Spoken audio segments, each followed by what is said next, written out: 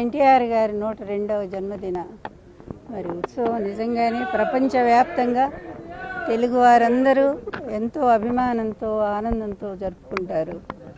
నిజంగానే మహానుభావుడు కొంతమంది మరణించినా కూడా జన్మించి ఉంటారంటానికి ఆయనే కారణం.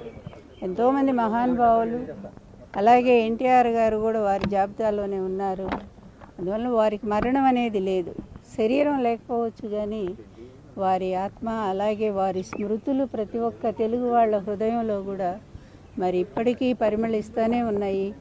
ఎన్టీఆర్ అనే 3 అక్షరాలు ఎంత బలమైనయో నిజంగానే ఏ పార్టీ వచ్చినా దేశంలో ప్రతి ఒక్కళ్ళు ఆయన పేరు స్మరించకుండా వాళ్ళ రాజకీయం జరగదనేది వాస్తవమైన విషయం.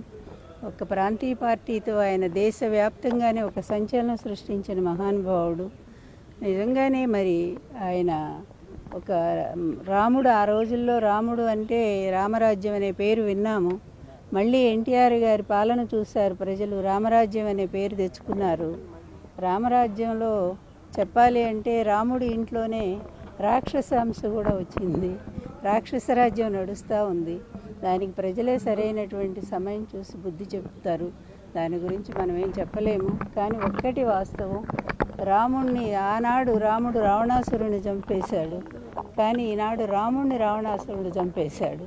అందువల్ల ఈ రాముడి పరిపాలనలో ఆ రాముడి ఇంట్లోనే రాక్షసాంశతో జన్మించిన వాళ్ళు, రాక్షసాంశతో ప్రవేశం మరి కలిగించుకున్నటువంటి వాళ్ళు, అడుగుపెట్టినటువంటి వాళ్ళు ఈరోజు ప్రజలను కూడా చాలా రకాల ఇబ్బంది పెడుతూ ఉన్నారు. ఒక రాక్షస పాలన జాగుతూ ఉంది. దానికి తొందరలోనే తప్పనిసరిగా ఒక నిష్కృతి వస్తుందనేది మాత్రం చూస్తూ ఉన్నాము. నా దైవం, నా భర్త నందమూరి తారక రామారావు గారి దివ్యమైన ఆత్మ వారికి సరైన సమయంలో తగిన విధంగా బుద్ధి చెప్తుందని చెప్పి నేను ఆశిస్తున్నాను.